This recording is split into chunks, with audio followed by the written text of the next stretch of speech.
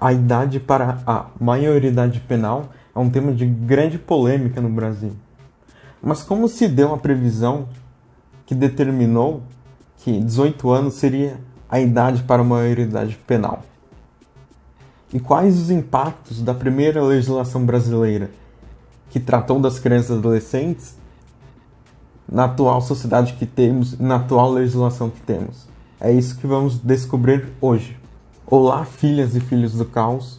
Eu me chamo Rafael Augusto e sou o mestre de cerimônias da baladinha do fim do mundo. Hoje vamos entrar num assunto que vai envolver história e direito.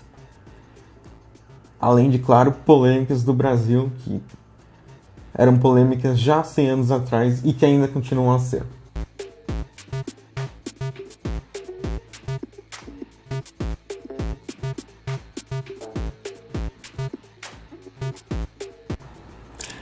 Em março de 1926, o Jornal do Brasil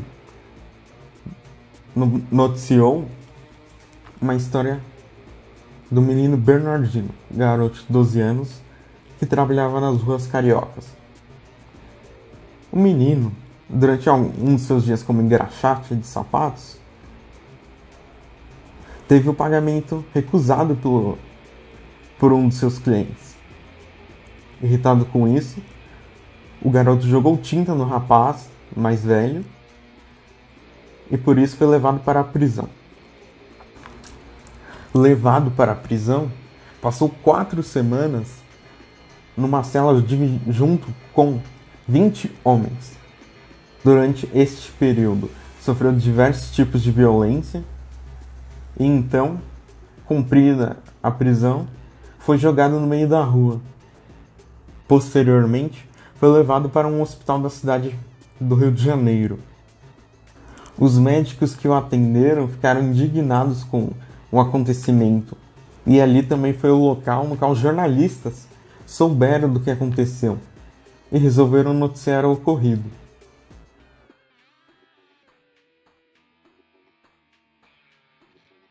Feita a publicação do ocorrido pela imprensa, uma grande controvérsia surgiu na sociedade brasileira da época. Fato que motivou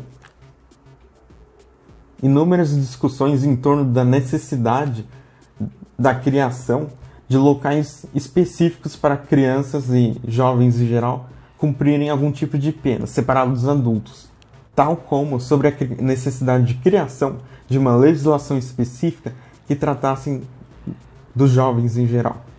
Muitos eram os brasileiros que viviam na miséria na época. Boa parte da população vivia nas ruas e sem emprego, sem qualquer tipo de estrutura. Fato que naturalmente leva a um número também grande de crianças nas ruas sem qualquer tipo de perspectiva. Na esteira desse acontecimento veio a Lei de Proteção e Assistência aos Menores. A lei, que passou a vigorar em dezembro de 1927, possui várias previsões inéditas para o ordenamento jurídico brasileiro de até então. Um dos seus destaques foi o fim da roda dos expostos, ou roda dos rejeitados, algo comum nas ruas de todas as cidades grandes brasileiras.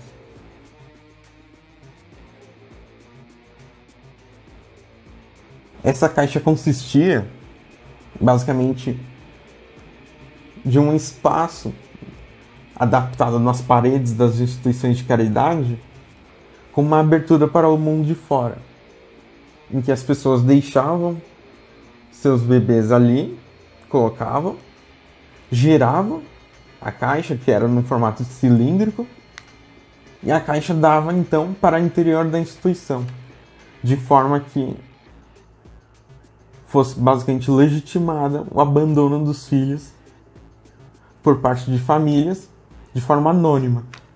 Outro ponto importante dessa lei foi a mudança da inimputabilidade penal. Sendo mais específico, na idade em que o jovem se tornava imputável penalmente. Se até então a idade para a inimputabilidade penal absoluta se dava aos 9 anos, a partir dessa lei passou a se dar aos 14. Enquanto que a inimputabilidade penal relativa passou dos 14 anos para os 18 anos. Até os 18 anos, no caso. Preciso explicar algumas coisas antes de continuar. Primeiramente, preciso explicar o conceito de imputabilidade penal. De forma simplificada, a imputabilidade penal se trata da capacidade de uma pessoa que praticou certo ato definido como ilícito de compreender a ação ou omissão, a conduta que praticou, entender a ilicitude desse ato e também a capacidade de agir, se determinar por esse entendimento da realidade de seus atos. Antes da Lei de Assistência e Proteção aos Menores, o Código Penal era o único diploma que tratava da inimputabilidade penal. O Código, que até então vigente era o Código Penal de 1890, definia como inimputáveis absolutos penalmente aqueles menores de 9 anos, enquanto que aos menores de 14 anos, mas maiores de 9, poderiam ser julgados ou não como pessoas imputáveis penalmente, ou seja, passíveis de serem condenadas e serem responsabilizadas penalmente, conforme a sua capacidade de discernimento, ou seja, dependiam de cada caso individual, de cada jovem que passava ali pelo processo penal. As crianças, portanto, eram julgadas e postas nas mesmas celas que adultos. A partir da entrada em vigor da Lei de Assistência e Proteção aos Menores, a prisão para aqueles com menos de 18 anos estava proibida. Em substituição, aqueles entre 14 e 17 anos deveriam ser enviados para a escola de reforma, ou mais popularmente conhecidos como reformatórios. Aqueles eram lugares que, em tese, teoricamente, proveriam educação e o ensinamento de algum tipo de trabalho ou ofício para os jovens. Já para os menores de 14 anos, haviam duas opções do que poderia acontecer. A primeira hipótese é de que o menor de 14 anos seria enviado para a escola de preservação, basicamente uma versão abrandada da escola de reforma, os reformatórios. Já caso tivessem família, elas poderiam voltar para casa com a condição de que os pais ou responsáveis prometessem às autoridades locais que os filhos não iriam reincidir na prática de crime. Tais instituições, criadas para acolher crianças e adolescentes, foram as sementes que deram origem à antiga FEBEM. A lei também trouxe outra novidade importante para o cenário brasileiro, que foi, pela primeira vez, trazer o conceito de proteção às crianças e adolescentes, indo além da questão punitiva. Pouco tempo depois, foi promulgada a Constituição Brasileira de 1934, a primeira Constituição Nacional que trouxe menção ao papel do Estado em relação às crianças e adolescentes.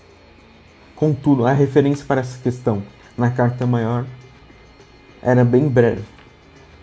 O Código Penal de 1940 também seguiu pela mesma linha, determinando como inimputáveis penalmente aqueles menores de 18 anos. Com o passar dos anos, foram criadas novas leis para tratar da questão da infância no Brasil.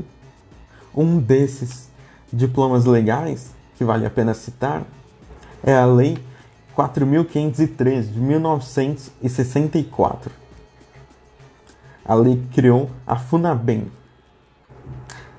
Se na teoria a criação da lei serviria como um ponto para dar maior atenção social à questão dos jovens, crianças e adolescentes, na prática serviu como instrumento de controle do governo autoritário que tomou o poder no mesmo ano.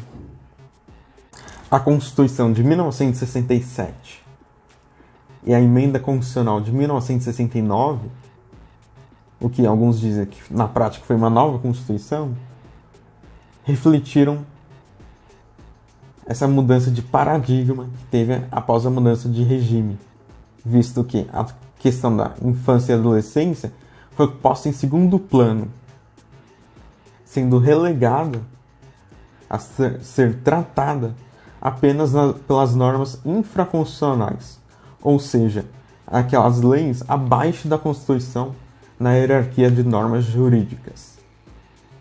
Outro efeito foi o desprezo pela questão social a ser enfrentada para como resolver a situação dos jovens e adolescentes, já que o foco foi a questão de ordem e da doutrina de segurança nacional, que era dominante durante o período da ditadura militar.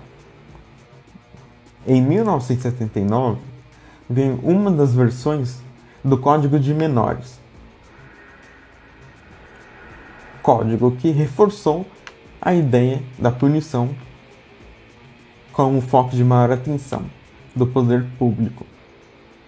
Saltando mais algum tempo, a Constituição de 1988, a atual Constituição brasileira, prevê em seus artigos 227 e 229 os direitos da criança e do adolescente, tal como aquelas figuras que têm o dever de prover esses direitos. Leia-se a família, a sociedade e o Estado.